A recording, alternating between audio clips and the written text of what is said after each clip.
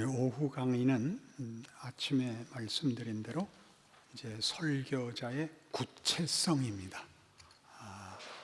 우리가 오전 시간에 대표성이었고 지금 오후 시간에 구체성인데 동일한 요한복음 1장 14절입니다. 말씀이 육신이 되어 우리 가운데 거하심에 우리가 그 영광을 보니 아버지의 독생자의 영광이요 은혜와 진리가 충만하더라. 앞에서 대표성을 얘기할 때는 우리 중에 하나가 하나님 앞에 부름을 받고 어떤 은혜를 입으면 그게 전체를 준다는 의미였습니다. 둘째, 구체성이란 뭐냐 하면 말씀이라는 것은 대단히 그 형체가 없는 언어적 또 의사 전달의 방법일 뿐입니다. 말씀이라 그러면. 그러나 말씀은 신호나 무슨 소음 같과 다르게 한 개인이 한 개인에게 전하는, 즉 인격이 인격에게 의사를 전달하는 수단입니다. 거기 인격을 배제하고 말씀이라는 말만 홀로 서지 않습니다. 그런데 하나님은 그 말씀을 구체화하셔서 예수 그리스도가 말씀이 성육신한 것이랍니다.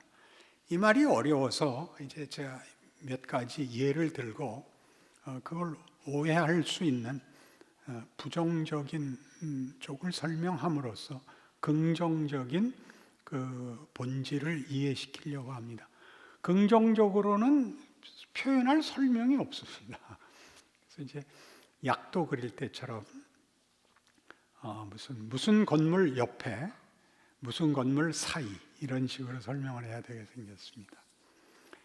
우리가 기독교 신앙의 윤리를 들면 이제 제일 많이 등장하는 게 기도합시다, 그다음에 성경 봅시다, 사랑합시다 하는 얘기들을 하죠. 그러면 이제 기도합시다, 사랑합시다, 봉사합시다. 그건 본체가 아닙니다. 그 단어지요. 그러니까 물이라는 건 단어고, 물은 여기 있죠. 물이죠, 물. 발음을 달리 해봤자 아무 소용이 없는. 이게 물이고, 우리가, 야, 그럴 땐 물을 마셔. 그럼 물을 마셔. 그럼 물이 생기진 않죠. 우리가 어디를 속느냐 하면, 사랑하자라는 얘기는 이 인격적 존재가 사랑을 해야 되는 것인데, 사랑이 혼자 돌아다니면서 넌 사랑이 없어, 넌 사랑이 없어라고 칼질을 하기 시작한다는 사실입니다. 그러니까 성경에 나온 모든 윤리적 혹은 무슨 실천적, 우리가 가치를 따지는 모든 감동적, 역사적이라고 갖다 붙이는 것들은 인격이 이해하기 위해서 쓰는 표현들이지, 그 모든 것은 다 본체를 전제하고 하는 이야기입니다. 그러니까 하나님이 그 대상인 하나님의 형상을 따라 지음을 받은 육체를 가진, 지정의를 가진, 그리고 시간과 공간이라는 구체적인 정황에 있는 자에게 개입하시는 것입니다. 배가 고프다. 한 존재가 배고픔을 느끼는 것입니다. 배가 부르다. 한 존재가 느끼는 것입니다. 배가 고팠을 때는 음식이 없었고, 배가 불렀을 때는 음식이 들어온 것이죠. 그러나 나중에 우리가 지성이 대접을 받는 시대를 지난 한 200년간 이제 역사가 겪어오면서 그 한 200년, 한 300년 기간 동안에 이런 표현과 이런 그 이해하는 것들이 본체를 전제하고 이해한다는 걸 잊기 시작을 해서 본체가 가야 되는 본체가 그래야 되는 것들을 자꾸 놓치게 됐습니다. 그러니까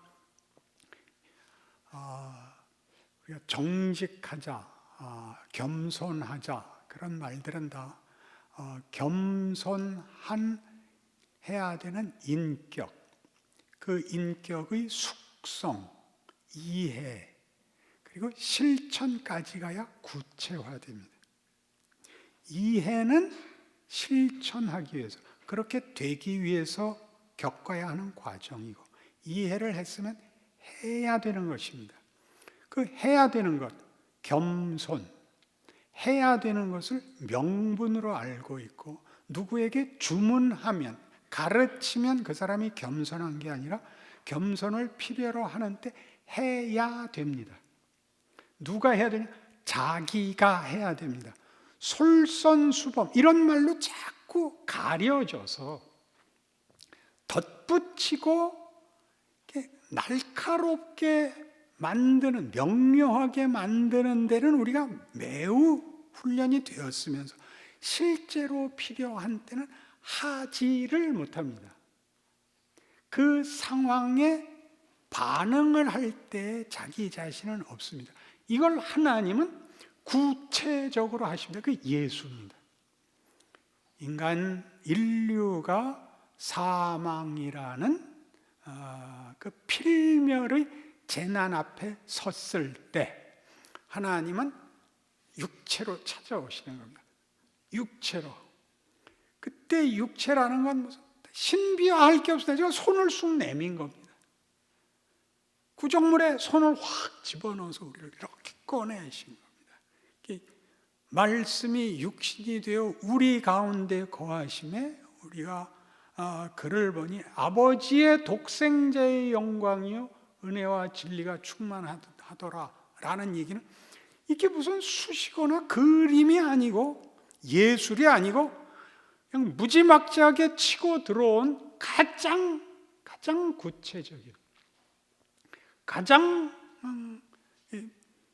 피땀 흘리는, 무슨 단어가 생각이 안 나는 그런 게 밀고 들어오시는 하나님을 보는 겁니다. 그게 설교라는 겁니다. 설교자로 섬으로써 하나님이 그냥 너희는 이거 들을 자격이 있어 없어 이런 준비를 해야 돼, 이런 조건은 최소한 있어야 돼, 준비 찬송에 이렇게 힘이 없어, 이런 거 다 무시하고 그냥 이 무지막지한 누가 하나 서서 말도 안 되는 설교를 하는 겁니다. 설교를 들을 때마다 감동이죠. 하나님 이렇게 손이라는 건 원래 주먹질 하라고 있는 게 아니라 뭐 이렇게 잡으라고 있는데 이걸 이렇게 쥐어서 이렇게 후려 갈기듯이 설교가 꽝 선포되는 겁니다. 어느 곳에서 이런 무지막지한 소리를 듣겠습니까? 하나님 아버지, 이 서울시를 하나님의 나라로 만들어 주시옵소서. 이런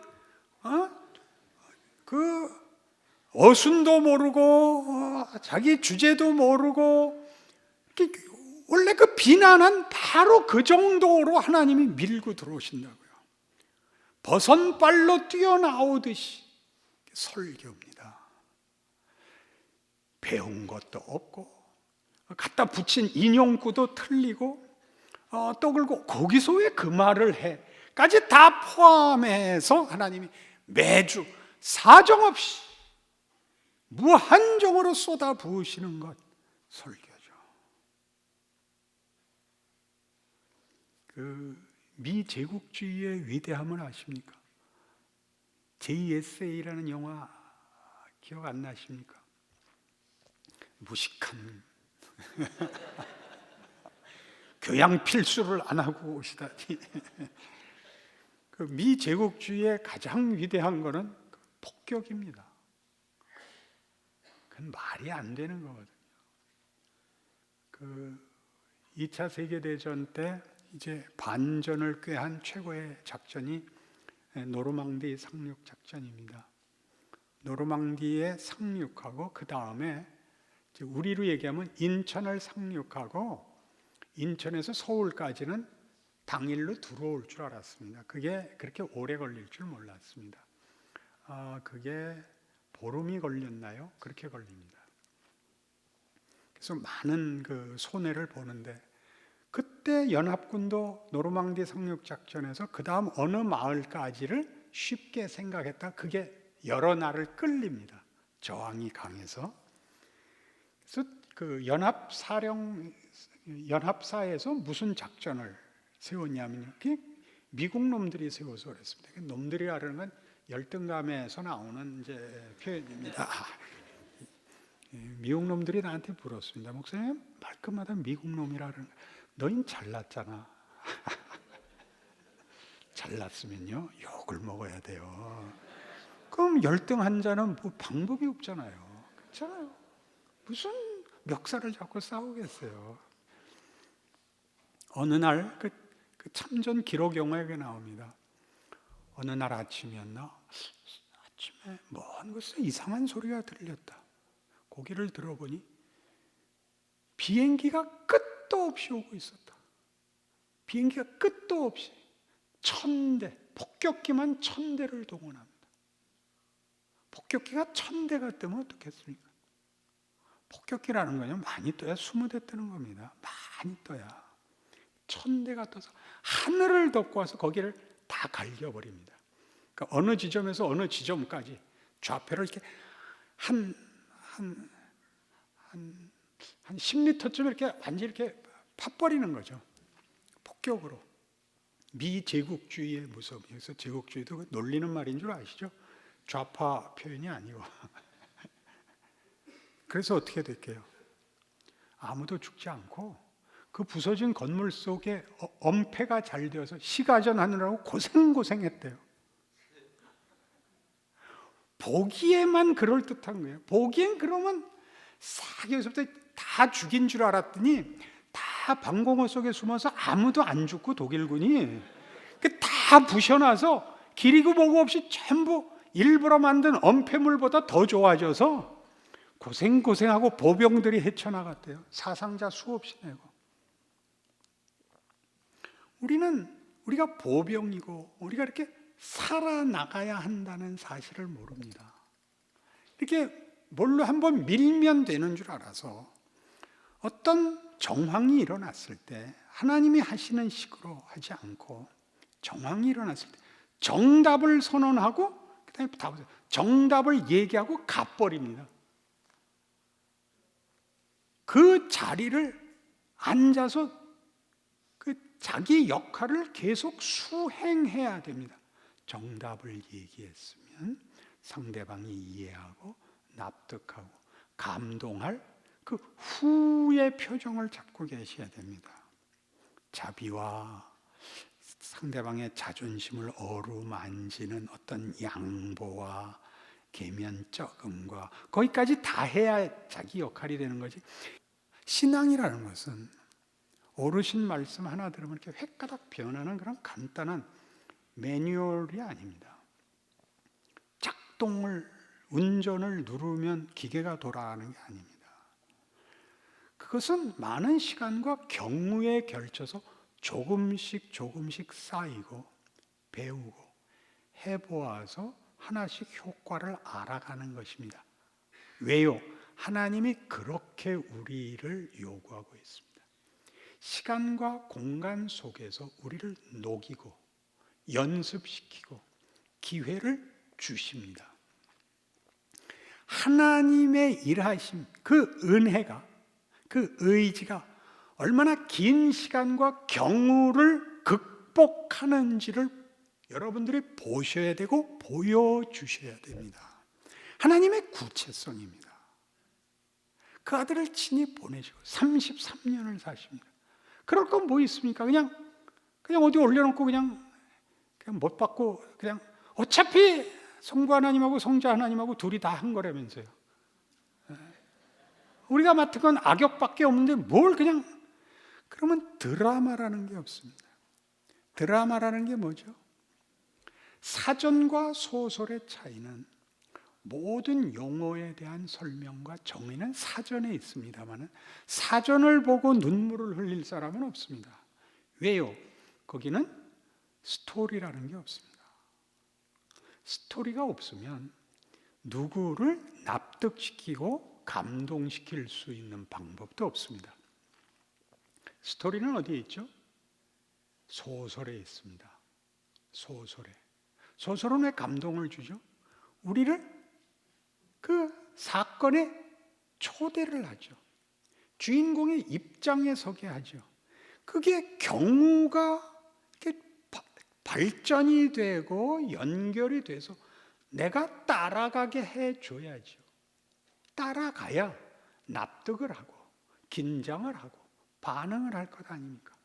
그래서 우리 모두가 배너를 보면서 메살라 죽기만을 고대하는 거 아닙니까? 메살라가 길 가다가 차에 치여서 죽으면 안 되죠. 배너가 돌아올 때까지 살아있고 배너 손에 죽어야죠. 그 기다리고 있는 겁니다. 그래서 메살라 전차에서 죽었을 때 우리 다 일어나서 박수 쳤습니다. 우리 고등학교 때는. 요즘은 어떠는지 모르겠지만 존 웨인이 총 쏘면 다 일어나서 박수 치고 그랬습니다. 존 웨인을 아시나요? 요한의 아들, 사도 요한의 아들 존 웨인을 모르시나요? 각각 자기 시대를 살면서 자기 시대라는 공감대의 이웃이 되는 겁니다. 누구의 아버지, 누구의 어머니, 누구의 친구, 저 사람은 누구의 누구야 이렇게 누벼서 얘기하는 것은 외계인이 아니라는 뜻입니다. 나와 같은 조건, 정황 속에 있고 납득할 만한 조건 속에 있는데 그가 이때 이렇게 했어가 나오는 겁니다. 예수의 생애죠. 당시의 유대인 사회, 바리새인들이 득세하고 정치적으로 로마가 주인이고 거기에 빌붙어 사는 지도자들, 그래서 분노가 쌓인 당시의 백성들, 억울한 살림살이, 메시아에 대한 소망이 더 불타는 속에서 예수가 그렇게 하는 겁니다.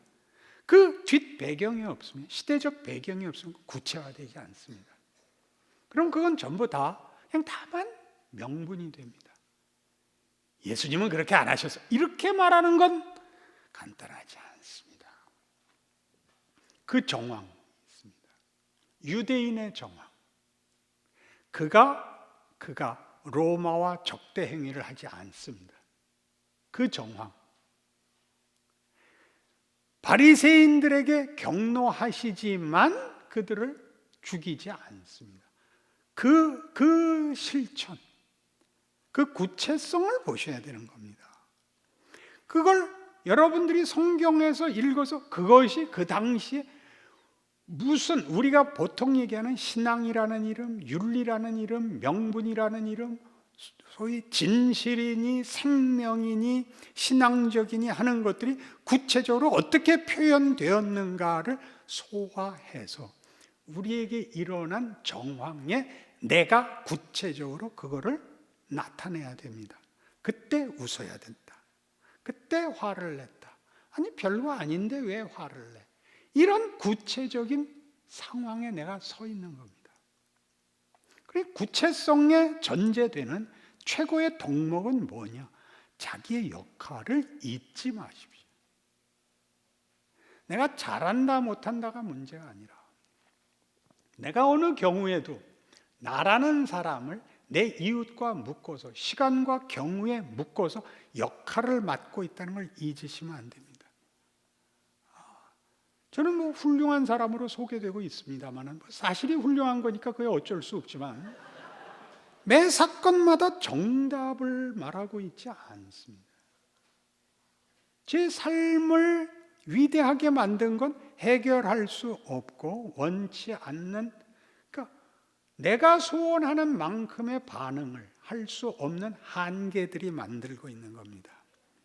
배너 얘기 여러 번 합니다만 제일 중요한 장면이 어디라 그랬어요? 배너가 창 들고 메살라 앞에 서서 초반에 너 내 어머니와 동생을 풀어줘 아니면 찔러 죽일 거야. 그 장면이라 그랬죠. 메살라가 일어나서 찔러봐. 네가 날 죽이면 네 동생하고 네 어머니가 풀려날 것 같아. 너까지 다 죽을 거야. 찔러. 그때 그때 안 거기가 가장 중요한데요. 얼마나 분통이 터져요. 여러분이 확 찌르고 싶지 않아요? 메살라를 죽이면 영화가 끝난다니까? 스토리를 못 담는다니까? 여기를, 구체성에서 여기를 몰라요. 겸손을 구체적으로 실천해라, 이런 얘기가 안 해요. 명분을 늘 정답으로 실천해라가 안 해요. 모르는 때가 대부분이에요. 거기다가 뭘 넣느냐는 하나님만이 아세요. 그거 걱정하지 마시고 여러분들이 한 모든 구체적인 서 있는 정황을 직시하세요. 그리고 그때 할 수 있는 걸 하세요. 성질을 부려도 괜찮아요. 그리고 성질을 부렸으면 후회하게 돼 있는 거예요. 후회하세요. 후회하세요. 난 왜 이렇게 못났을까? 그게 사람을 만들어요. 그게 제일 훌륭한 선생님 밑에서 평생을 배운 것보다 더 많은 일을 해요. 여러분이 그렇게 됨으로써 여러분 옆에 있는 사람에게 질문을 던지고 또 실망을 시키고, 그리고 그 사람이 스스로 내가 다른 사람에게서 답을 얻으려고 그런 게 바보짓이지라는 대오각성을 만들어요. 하나님 하시는 일에 실패는 없어요. 모두가 승리하는 길을 갈 거예요. 그 구체적인 하나님의 일하심을 모르기 때문에 우리는 자신의 삶을 늘 명분이나 누구에게 설명하거나 비판하거나 선포하는 것으로 자꾸 넘어가요. 그것이 본인의 역할이고 그 책임을 맡은 사람들이 있습니다. 신문에 글을 내야 하고 어르신 말씀을 해서 방향을 잡아줘야 되는 사람들은 어른이라고 합니다. 지도자라고 합니다. 그분들에게 맡기세요. 그분들을 따라가서 그 흉내를 내는 게 아니라 그 방향으로 길을 가시라고요. 나침반은 방향을 가르쳐 주지만 길을 가르쳐 주지 않는다. 그 방향을 가면 어떤 길이 나올지 몰라요. 사막이 나올지, 강이 나올지, 악어가 나올지, 혹독한 추위가 기다리고 있는지 그건 몰라요. 그 길을 가시는 거죠. 길이 어려우면 내가 방향이 틀렸다고 생각하지 마시라고요. 그걸 가라고요. 가다가 죽어도 된다는 게 성경의 약속인데 뭐가 겁나세요? 예수님은 죽어버리셨는데 죽어버리셨는데 그게 기독교 신앙의 위대함이에요. 각각의 처한 자리를 이걸로 다 묻어버리겠다라는 심정으로 가시면 안 돼요. 오늘 끝장을 보자. 오늘 끝장을 보자. 네가 이기나 내가 이기나 보자. 네 마음대로 난 관두겠어. 이거 하고 내 말 안 들으면 내가 가만두지 않을 거야. 이거 하고 둘이 똑같은 거예요. 시간을 더 끌 실력이 없는 거예요. 하나님이 끝내지 않는 한 더 가야 돼요. 오늘 부린 성질로 족해요.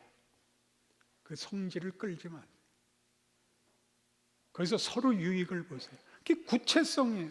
그러니까 우리 잘 아시는 대로 거기 있는 로마서 12장에 나오는 무시무시한 말씀 아니에요?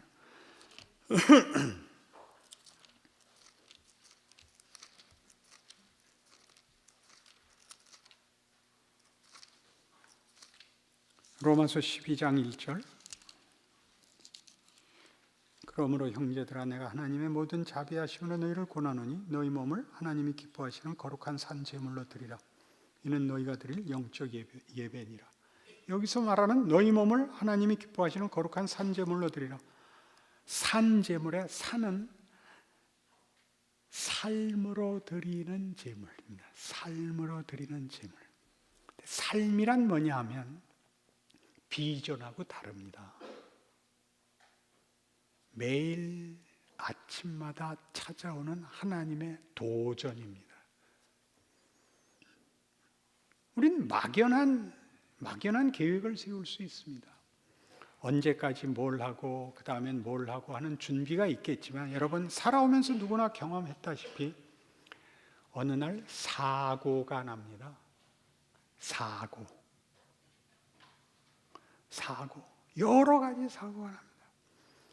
누가 돈을 띄어먹고 이민을 갔던 사고, 내가 보증선 어느 사람이 파산한 사고, 아이가 학교에서 왕따가 된 사고, 우리가 그저 편안하게 그저 하나의 일상으로 생각했던 거에서 벼락이 떨어진 것 같은, 산이 무너진 것 같은 사고가 납니다. 안 그렇습니까? 그리고 나중에 나이 들어보면 살아있는 것 자체가 대형 사고입니다. 살아있는 한 안전이라는 건 없습니다. 그럼 매 경우를 집어치울 수가 없다는 사실을 알게 되는 게 지혜입니다. 거기서도 할 수 있는 걸 해야 됩니다. 당신이 울부짖을 수 있고, 벽에다 머리를 박을 수도 있고, 길바닥에 들어 누울 수도 있습니다. 그렇게 하는 게 뭐가 나쁜가? 손해라서 나쁩니다. 손해라서. 무슨 손해? 아무 유익이 되질 않습니다. 길바닥에 빨가벗고 들어 누워봤자 아무 도움이 되지 않고 창피만 합니다. 그래서 안 하는 겁니다. 실력이 거기서부터 붙는 겁니다. 이런 때는 어떻게 해야 되는가?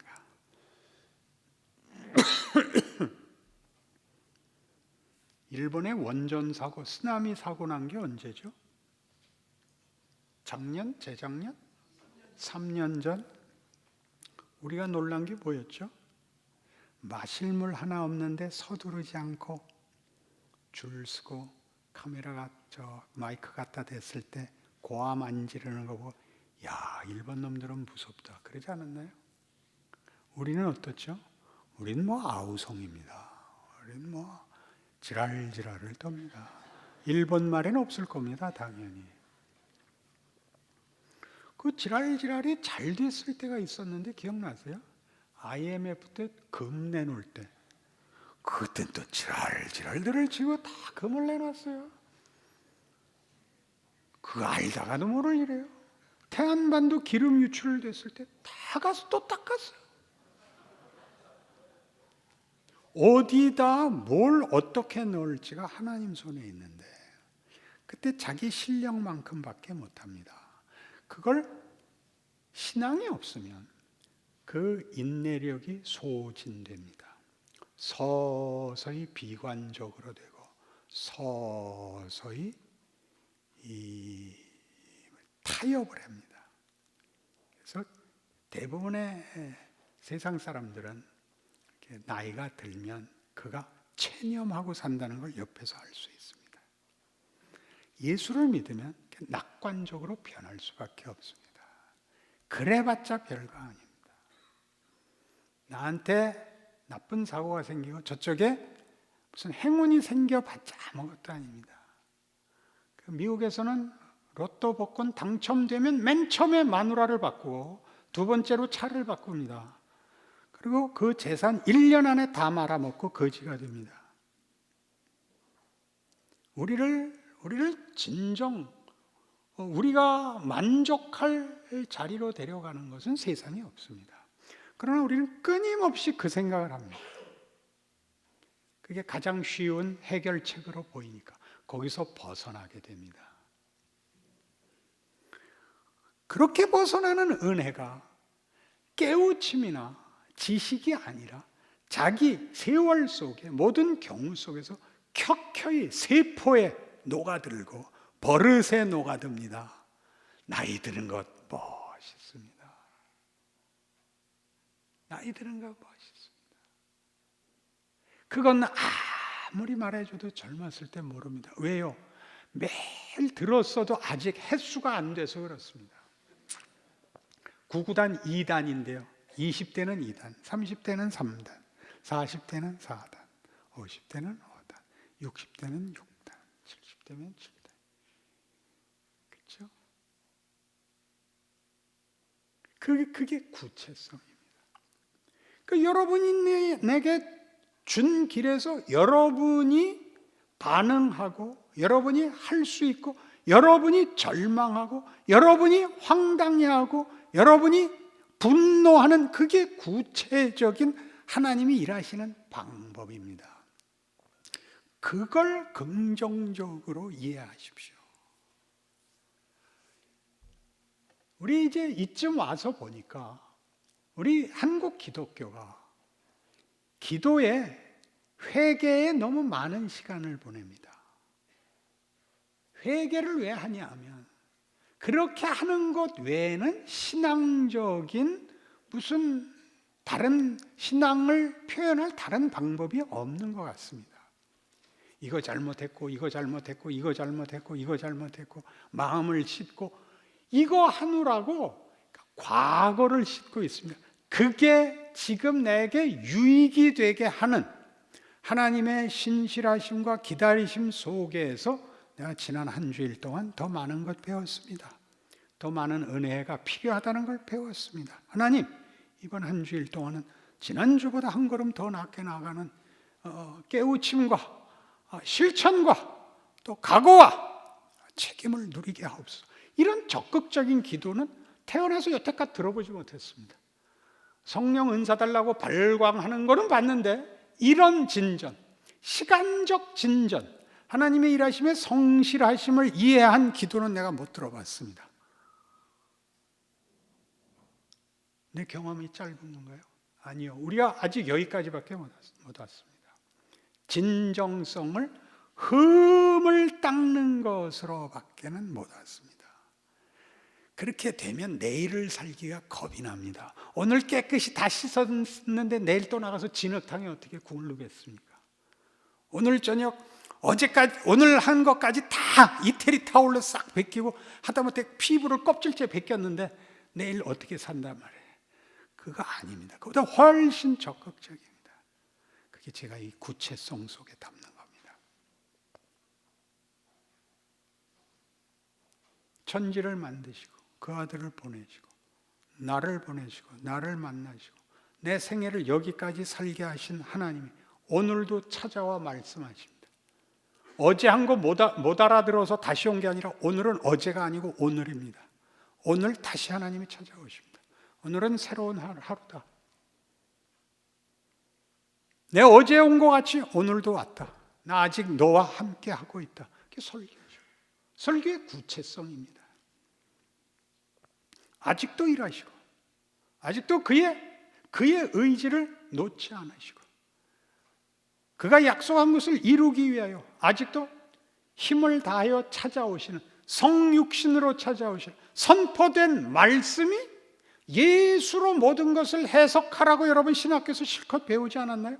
그 예수, 찾아온 예수, 우리의 거부와 무지에 찾아온 예수, 우리가 요구하는 것을 물리치고 자신의 일을 기억하사 우리가 마땅히 받을 영벌과 실패를 뒤집은 예수 계속 찾아오고 계십니다. 설교입니다. 설교할 때마다 그 사실을 기억하십시오. 니들은 몰라. 그런 마음으로 하십시오. 하나님이 일하고 계셔. 설교를 하는 것이고 설교를 듣는 것입니다. 매일을 사는 것입니다. 나로 사는 겁니다. 나로. 제 손자가 있는데 제 손자랑 손을 잡고 있으면요 모두의 반응이 이거예요. 제 손자 한번 보고 나보고 웃어요. 그게 무슨 뜻이겠어요? 똑 닮았다 이거예요. 뭐가 닮았다고 웃겠어요? 눈 조그맣게 똑같다. 여러분 나중에 할아버지 돼보시면 아는데 여러분이 천하에 꼭 배워둬야 할 예의가 있는데 어떤 손자든지 보고 못생겼다는 소리 하지 마세요. 그런 말을 할 바에는 개 귀를 잡으라는 거예요. 손자가 이쁜 거는 객관적 기준이 없는 거예요. 날 닮아서 이쁜 거예요.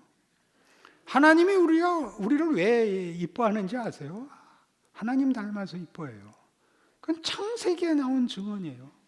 내가 내 형상대로 사람을 만들겠다. 우린 하나님을 닮았어요. 성질도 닮았냐고요? 원래는 그랬어요. 이게 부패했죠. 우리의 위대함을 알아야 돼요. 가치를 알아야 돼요. 매일을 살고 매 순간을 살고 매 사고에 직면되어 있는 살아있는 스토리를 전개하고 있는 역할을 해야 돼요. 그 앞에서 대표성을 얘기할 때 내가 하나 있음으로써 전부를 받아들이고 있다고 얘기했다면, 구체성으로 들어가면 그 속에서 각각의 역할이 나오죠. 각각의 역할이. 연기를 하면 그 드라마 속에 각각의 역할이 있죠. 각각의 대사가 있고, 각각 그 대사를 하는 연기를 어떻게 하느냐는 각각의 실력 아닙니까? 그럼 없는 대사를 할 수는 없는 겁니다. 그 대사를 어떻게 하느냐가 그 사람의 실력인데, 그걸 잘하면 그 사람이 훌륭해진답니다. 연기를 잘하면 그게 다만 쇼가 되거나 다만 조작이 되는 게 아니라 본인의 인격이 는답니다. 그리고 그것은 모든 일이 그렇습니다. 바둑을 잘 둬서 깊은 경지에 가도 인격적 성숙이 있고, 당구를 잘 쳐서 깊은 경지에 가도 인격적 성숙이 있습니다. 왜요? 공통된 하나님의 요구하시는 아름다움과 감동이라는 것은 다 인성, 인격성 이런 것에 있습니다. 기술에 있지 않습니다. 모든 기술은 이 인격이 수행해야 되는 재능입니다. 수단입니다. 그 인격이 성숙하지 못하면 기술만으로는 경지에 가지 못한다는 겁니다. 그러니 모든 운동을 나중에는 꼭 이렇게 얘기하죠. 축구는 멘탈 경기야. 관전평을 이렇게 하는 거야. 저게 발로 하는 게 아니야. 머리로 하는 거야. 그때 뭐라고 얘기하냐? 그러니까 헤딩슛을 하려는 거야. 그렇게 알아듣진 않았겠죠. 그러니까 이 구체성이 얼마나 우리에게 멋있냐 하면, 고린도전서 1장에 가시면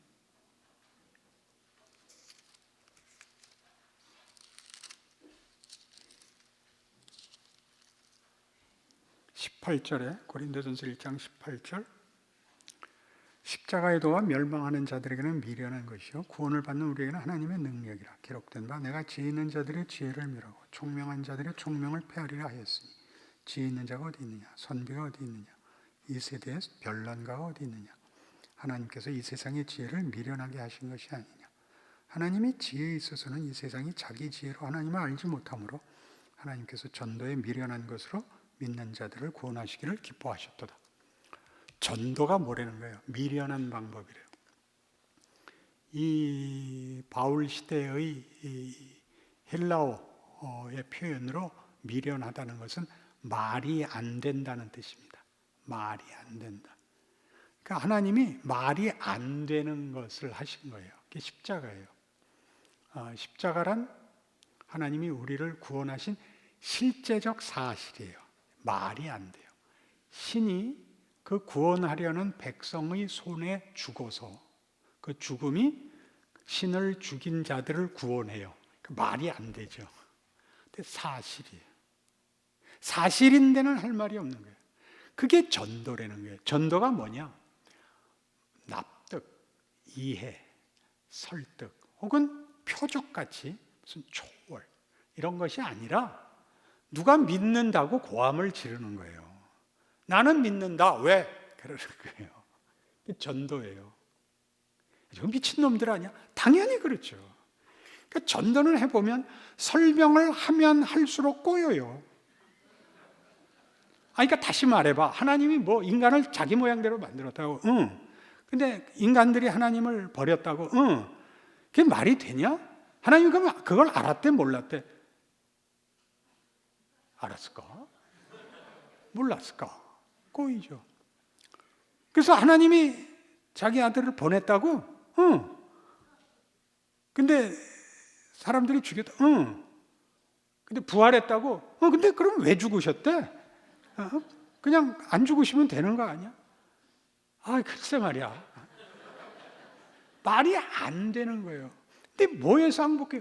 이 나랑 같은 대학 다녀 같은 과에 있는 나보다 모든 면에서 난 친구가 말이 안 되는 소리를 진지하게 하고 앉았잖아요. 사실이잖아요, 그냥. 이 친구가 믿는다는데 뭘 어떡할 거야? 야, 너 왜 그러냐? 야, 너 그럼 헌금도 하냐? 응. 야, 넌 밥 한 번도 안 내고 헌금은 하냐? 응. 그 전도에 미련한 거예요. 여러분, 우기고 사세요. 넌 왜 그러냐? 넌 몰라도 돼. 그러세요. 넌 굉장히 이기적인 놈이잖아. 응. 예수는 왜 믿냐? 이기적이니까 믿지. 그러세요. 그럼 너 혼자만 가지. 야, 그 이기심도 여러 개가 생기면 혼자 못 가진단다. 그러세요. 이게 얼마나 무서운 힘인지를 아세요. 이 구체성이. 하나님의 일하심의 구체성, 그 진정성, 그 무한한 하나님의 고집을 아세요. 맨 땅으로 지구가 깨지는. 그러니까 설교하러 올라갈 때 이 얘기들 하지 마세요. 이번 주 설교는요, 제가 일주일 내내 답이 안 나와서 그렇게 고민하다 기도원 올라가서야 간신히 답을 얻어서 왔어요. 혹시 말이 좀 꼬일지라도 이해하고 들으세요. 그딴 말 하는 거 아니에요. 세상에서 제일 멋진 말을 하러 나온 사람 같은 얼굴로 말이 안 되는 소리를 짓거리고 내려가세요. 못 알아들으면 다 네 책임이다. 그런 얼굴로요. 서로 오해하고 있는 거예요. 우리 목사님 훌륭해. 우리 목사님 없으면 안 돼. 그딴 소리가 없어요. 하나님 없으면 안 되는 말이 돼요. 그 외에는 말이 되는 게 없어요. 구체적인 거예요. 하나님 일하시는 거예요. 이렇게. 그냥 쑥 들어온 손이에요. 문 뚫고 들어오시는 거예요. 문 열 틈도 없는 거예요. 하나님이 그냥 그냥 들이받고 그냥 이렇게 뚫고 벽을 뚫고 들어오듯이. 그것이 우리의 존재요. 우리의 인생이요. 현실이요. 하나님 개입하시는 거예요. 매 경우에 하나님 개입하시는 거예요. 어느 하루도 하나님이 우리에게 도전하지 않는 제3자가 주도권을 가진 일이라는 건 없어요. 참새 하나도 땅에 안 떨어지는 거예요. 그게 그런 얘기. 안전장치가 되어 있다는 뜻이 아니에요. 그 도전을 받으시라고요. 그건 다 우리에게 유익이에요.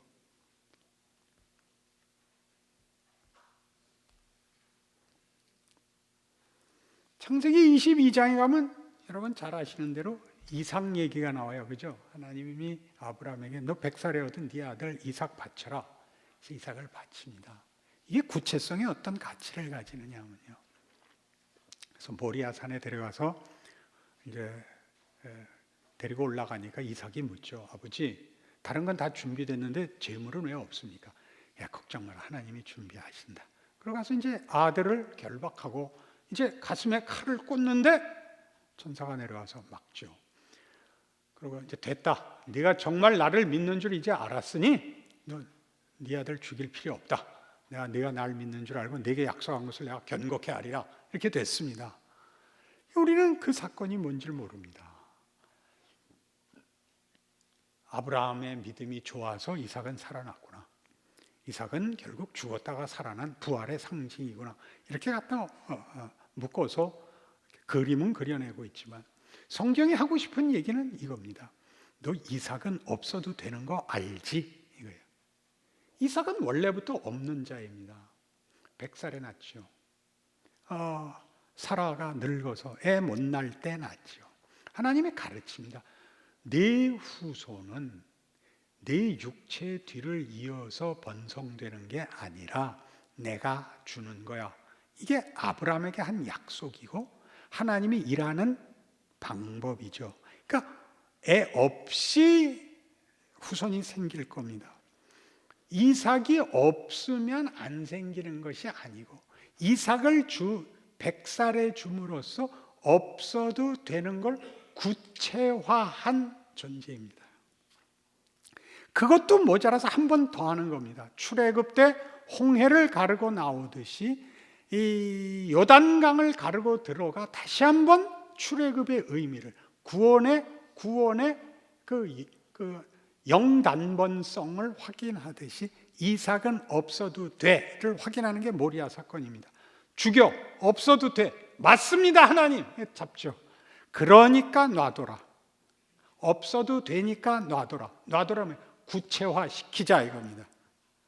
있고 없는 게 내용이 아니라 없어도 되는 내용을 구체화하죠. 그러니까 없어도 되는데 구체화해서, 그러니까 라디오로 듣던 드라마를 사람이 나와서 그 배역을 맡게 된 이상 더 멋있는 비주얼을 만들려고요.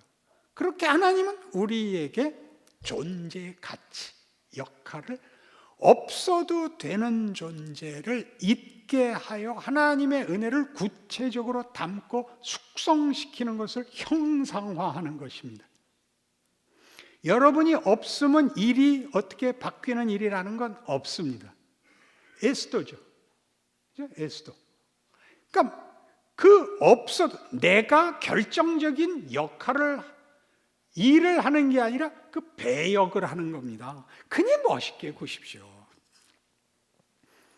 여러분이 있어야만 되는 일이라는 건 없습니다. 그러나 하나님이 그 없어도 여러분 없이 할 수 있는 일을 여러분을 세워 보이게 구체화하겠다 그랬으니 멋있게 하십시오. 주인공이 칼싸움을 잘할 필요 없습니다. 멋있게 뽑으십시오. 칼싸움 못하면 장면에 안 내보냅니다. 멋있게 꺼낸 것만 찍고 멋있게 집어넣는 것만 찍고 그리고 짠 화면을 돌려서 상대방이 죽어 있는 걸 찍을 것입니다. 그게 우리 인생입니다. 이삭의 의미를 아시겠습니까? 없어도 되는 일을 구체적으로 만들어 하나님의 일하심을 우리가 보고 알고 느끼고 채우게 구체화시킨 존재. 무엇이 겁나랴? 이 이삭 사건을 여러분이 알지 못한다면 여러분 모두에게서, 여러분 스스로에게서, 여러분의 모든 조건들에 대해서 여러분들은 두려움에서 벗어납니다. 건강이 있어야 되고 지식이 있어야 되고 누구 지원자가 있어야 되고 이런 건 다 없어도 되는 겁니다. 내 존재 자체부터 출발이 그러니까. 그렇죠? 예수님이 육신으로 오시지 않아도 됩니다. 오신 것은 하나님의 성의, 우리를 향한 더 구체적인 열심을 갖기로 작정하셨기 때문입니다. 하나님이 그걸 원하셨기 때문입니다. 그러니 더 큰 은혜와 더 큰 기적을 구체적으로 사셔야죠.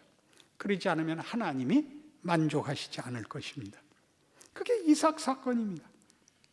그러니 사도 바울이 이 일을 얼마나 잘 이해하고 있는가 보십시오. 빌립보서 3장.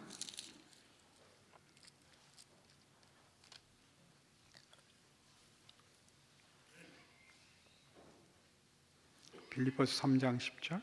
내가 그리스도와 그 부활의 권능과 그 고난의 참여함을 알고자 하여 그의 죽으심을 본받아 어떻게 해서든지 죽은 자 가운데서 부활에 이르려 하느니 내가 이미 얻었다 함도 아니요 온전히 이루었다 함도 아니라 오직 내가 그리스도 예수께 잡힌 바 된 것을 잡으려고 달려가노라. 그러니까 부활의 권능이 출발점입니다. 부활의 권능이 우리의 출발점입니다. 그러나 살아내는 것은 그 부활로 출발해서 예수님 다시 오시는 그날까지는 십자가로 출발합니다. 우리가 성찬식을 행하면 그의 죽으심을 오실 때까지 기념합니다. 예수의 죽으심을 기념한다는 건 그가 다시 오실 것이라는 전제 속에서 그가 죽으신 시대를, 죽어야 됐던 세상을 살고 있다는 것을 기억하는 겁니다. 지금은 예수께서 오셔도 죽어야 되는 세상입니다. 그걸 부활로 완성해 놨지만 인류와 역사에 아직 그 부활을 모두에게 결론으로 주기 위하여 연장하고 있는 은혜의 시대를 살고 있다를 기념하는 것입니다.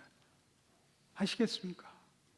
그러니 바울이 그 부활의 권능을 가지고 어디로 들어가요? 십자가로 들어가죠. 그의 죽으심을 본받는 겁니다. 우리의 생애 속에 펼쳐진 성육신을 연장하는, 반복하는, 재현하는 영광입니다. 하나님이 우리를 다만 그 은혜의 수혜자로만 부르지 않고 나누는 일에 부르고 있습니다. 이걸 제가 영광되다 그러는 것입니다. 아무것도 아닌 것 같은 예수가 당시 시대의 시간과 공간 속에서 얼마나 제한된 자리에 있었는가를 기억하십시오. 그리고 그가 어떻게 철저하게 사람들에게 외면됐는가, 무시되었는가를 기억하십시오. 우리가 예수 믿고 되돌아 그의 생애를 이해하는 것이지, 예수님은 당시 가장 억울한, 가장 감추어진 인생을 사는 것입니다. 가장 작은 인생을. 그것이 가장 큰 것이었죠. 인류와 역사와 세상을 뒤집는 일이었습니다. 그러니 그것을 사셔야 됩니다. 그래서 이게 재밌게 나오는 13절 이어진 말씀을 보시면, 형제들아 나는 아직 내가 잡은 줄로 여기지 아니하고 오직 한 일, 즉 뒤에 있는 것은 잊어버리고 앞에 있는 것을 잡으려고 표대를 향하여 그리스도 예수 안에서 하나님 위에서 부르신 부름의 상을 위하여 달려가느라. 뒤에 거하고 연결해서 업적으로 남기지 않습니다. 그날 일어난 일에 반응합니다. 내가 큰 드라마, 인류 역사의 드라마, 하나님의 재창조의 드라마의 일부분이라는 걸 압니다. 그러니까 되돌아보는 일 안 합니다. 이제 할 수 있는 일, 이제 아는 일을 합니다. 할 수 있는 일을 합니다. 아무것도 아닌 일을 하죠. 자주 받는 권면이 그겁니다. 교단에 알려서 전체를 모아놓고 목사님은 강의하셔야 됩니다. 왜 그걸 원하십니까? 자네나 알아듣게. 내가 밤낮 그러죠. 왜 모두를 알아듣게 하고 싶은 겁니까? 편하고 싶어서입니다. 그러니까 드라마 찍지 말고 모여서 밥 먹자는 거죠. 드라마를 찍어야죠. 쉬는 시간에 밥을 먹어야죠. 모두를 알게 해서 나에게 짐이 없고 긴장이 없고 도전이 없고 편안하겠다는 거죠. 하나님이 그렇게 못 하시겠답니다. 각자 알아서 선택하십시오. 빌립보서 1장에는 이렇게 되어 있습니다. 여기 인용된 대로 1장 20절, 나의 간절한 기대와 소망을 따라 아무 일에든지 부끄러워하지 아니하고 지금도 전과 같이 온전히 담대하여 살든지 죽든지 내 몸에서 그리스도가 존귀하게 되게 하려 하나니 이는 내가 사는 것이 그리스도니 죽는 것도 유익함이라. 이게 생사를 넘나드는 어떤 각오의 문제가 아닙니다. 우리 전 시대에는 더 이상의 표현할 말이 없었습니다. 진심이라는 것, 그다음에 충성이라는 것을 어떻게 더 담아내야 될지 몰라서 그때는 일사각오까지가 끝이었습니다. 이제 그 다음에 좀 더 오는 겁니다. 일사각오는 작은이라는 겁니다. 자기의 한계 속에서의 충성입니다. 박윤선 목사님은 우리 때 공부하다 죽는 사람 보는 게 소원이라고 그랬었습니다. 그때는 우리가 개화기, 강제로 요구된 근대화를 사는 때라서 앞선 문명을 쫓아가기 위해서 제일 먼저 요구됐던 게 공부였습니다. 지금 우리도 배고프지 않을 만큼 왔습니다. 이제 와서 보니까 더 무서운 게 뭐냐면, 제 생각에는 목회하다 죽는 사람 보면 소원이 없겠습니다. 무슨 목회요? 아무것도 아닌 목회. 아무것도 아닌 자리 지키고 사는 것보다 큰 건 없습니다. 아무 책임도 없고 아무 열심도 내지 말라고 하는 얘기 아니라는 것쯤은 아실 겁니다. 뭐에 묶여 있습니까? 우리 모두가 성공시대의 후유증으로 내가 뭘 잘못해서 결과가 안 나오는가에 묶여 있습니다. 안 그렇습니다. 보이는 것이 아니고 보이지 않는 것입니다. 아무것도 아닌 걸 아십시오. 기적이 어디서 시작되는지 아무도 모릅니다.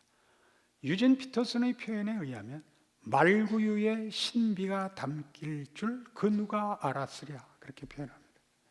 말구유에 신비가 담길 줄 그 누가 알았으랴.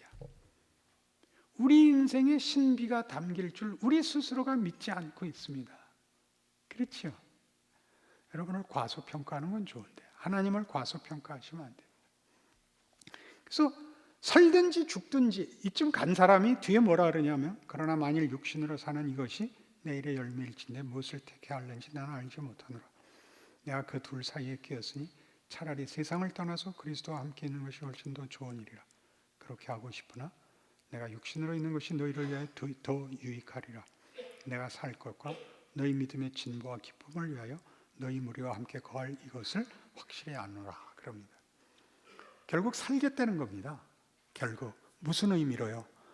그래 고생 더하마 너희를 위하여 이런 뜻입니다.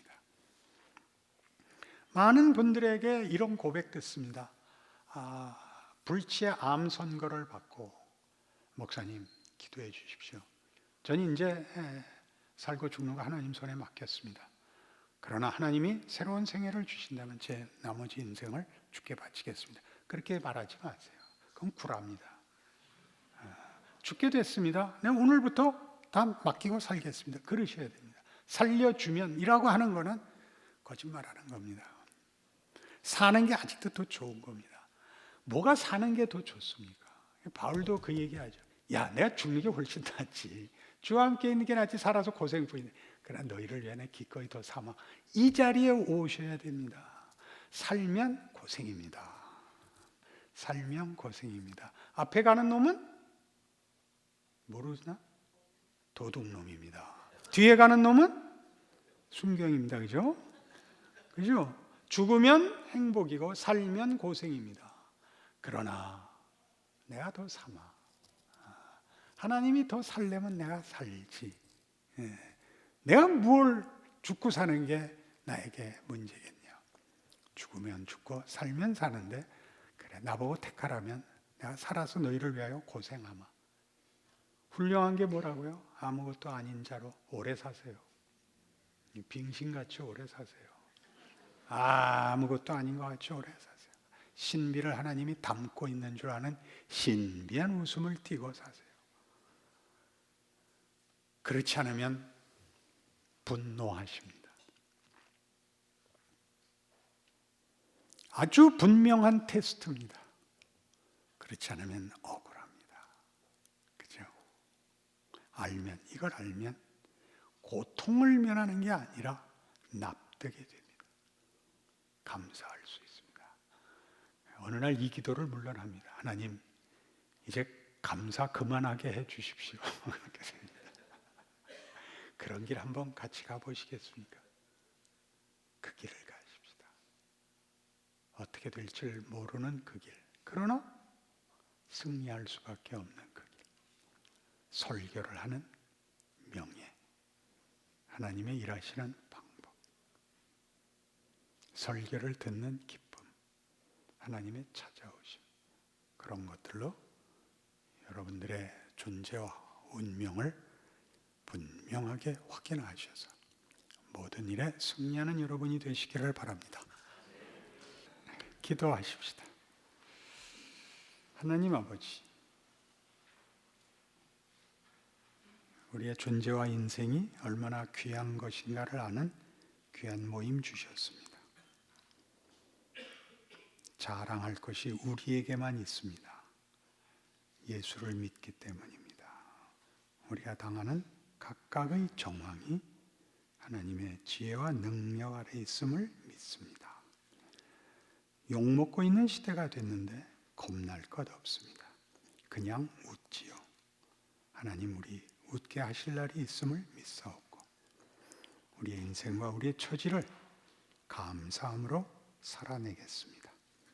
서로 격려하여 우리에게 맡겨진 이 시대와 이 사회, 이 민족, 우리 이웃들 앞에서 하나님이 찾아오시는 귀한 손길 되는 일, 기쁨으로 감당하게 하옵소서. 기적을 보게 하옵소서. 예수님 이름으로 기도합니다. 아멘. 감사합니다. 안녕히 계세요.